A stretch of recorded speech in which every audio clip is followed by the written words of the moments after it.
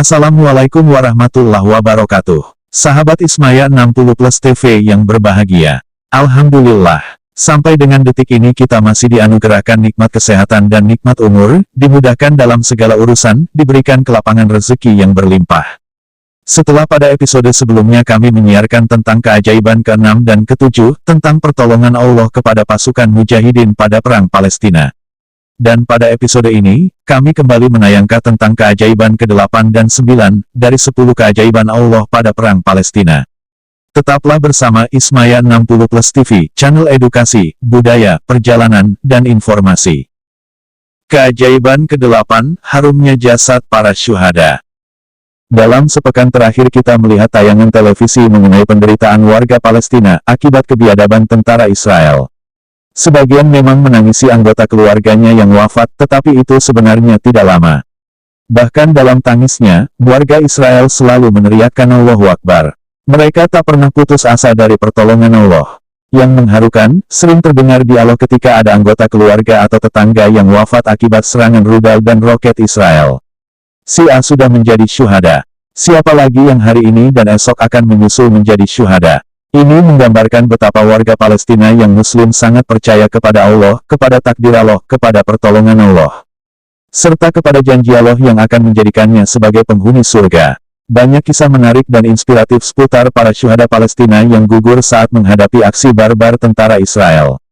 Abdullah Hassani, anggota Kesatuan Sniper Penembak Jitu Al-Qassam, menjadi sasaran rudal F-16 Israel saat berada di pos keamanan di Nasirat, Gaza. Jasad Komandan Lapangan Al-Qassam, bahkan pengawal khusus para tokoh Hamas ini, hilang setelah terkena rudal. Selama 2 hari, jasad itu terus dicari. Akhirnya yang ditemukan hanya serpihan kepala dan dagunya saja. Yang lain sudah hancur tak bersisa. Serpihan-serpihan tubuh itu lalu dikumpulkan dan dibawa keluarganya ke rumah untuk dimakamkan. Sebelum dikebumikan, sebagaimana dirilis situs SyriaAleppo.com, serpihan jasad tersebut sempat disemayamkan di salah satu kamar. Tak lama kemudian, muncul bau harum mis dari kamar tempat di mana serpihan tubuh tadi disimpan. Keluarga Abdullah Hassani terkejut lalu memberitahu orang-orang yang mengenal sang pejuang yang memiliki julukan Abu Hamzah ini. Puluhan orang lalu beramai-ramai mendatangi rumah itu. Mereka masih mencium bau harum yang berasal dari serpihan-serpihan tubuh yang diletakkan dalam kantong plastik. Bahkan, menurut pihak keluarga, 20 hari setelah wafatnya pria yang tak suka menampakkan amalan-amalannya ini, bau harum itu kembali semerbak memenuhi ruangan yang sama. Kisah serupa terjadi pula pada jenazah Musa Hasan Abu Nar, mujahid Al-Qassam yang mati syahid akibat serangan udara Israel di Nasiriyah. Dr. Abdurrahman Al-Jamal, penulis yang mukim di Gaza, ikut mencium bau harum dari sepotong kain yang terkena darah Musa Hasan Abu Nar. Meski kain telah dicuci berkali-kali, bau harumnya tetap semerbak. Ketua Partai Amal Mesir, Majdi Ahmad Hussein, menyaksikan sendiri harumnya jenazah para syuhada. Seperti dilansir situs Al-Quds Al-Arabi, saat masih berada di Gaza, dia mengatakan, "Saya telah mengunjungi sebagian besar kota dan desa. Saya ingin melihat bangunan-bangunan yang hancur karena serangan Israel.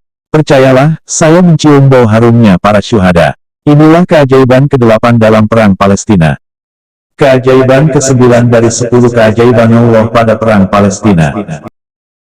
Keajaiban ke-9 pada Perang Palestina. 2 pekan wafat, darah tetap mengalir.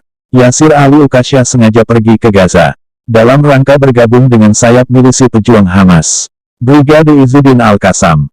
Dia meninggalkan Mesir setelah gerbang Rafah, yang menghubungkan Mesir Gaza, terbuka beberapa bulan lalu. Sebelumnya, pemuda yang gemar menghafal Al-Quran ini sempat mengikuti wisuda hufaz para penghafal Al-Quran di Gaza, dan bergabung dengan para mujahidin untuk memperoleh pelatihan militer. Sebelum masuk Gaza, pada pertemuan akhir dengan salah seorang sahabatnya di Rafah, dia minta didoakan agar memperoleh kesyahidan. Untung tak dapat ditolak, malang tak dapat diraih. Di bumi jihad Gaza, dia telah memperoleh apa yang dicita-citakannya. Yasir syahid dalam pertempuran dengan pasukan Israel di kamp pengungsian Jabalia. Karena kondisi medan yang tak memungkinkan, jasad Yasir baru bisa dievakuasi setelah 2 pekan berada di medan pertempuran tersebut.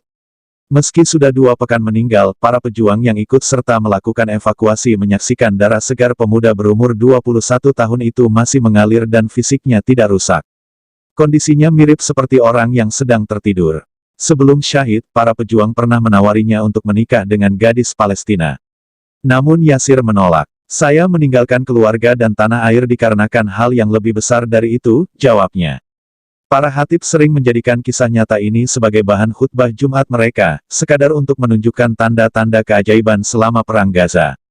Cerita ini bahkan pernah dimuat oleh Arab Times. Demikian kisah ajaib ke-8 dan 9 di Perang Palestina. Kisah ajaib yang ke-10 akan kami siarkan pada episode akhir, dari seluruh rangkaian keajaiban dari Allah pada Perang Palestina. Mohon selalu di channel Ismaya 60 Plus TV. Wassalamualaikum warahmatullahi wabarakatuh.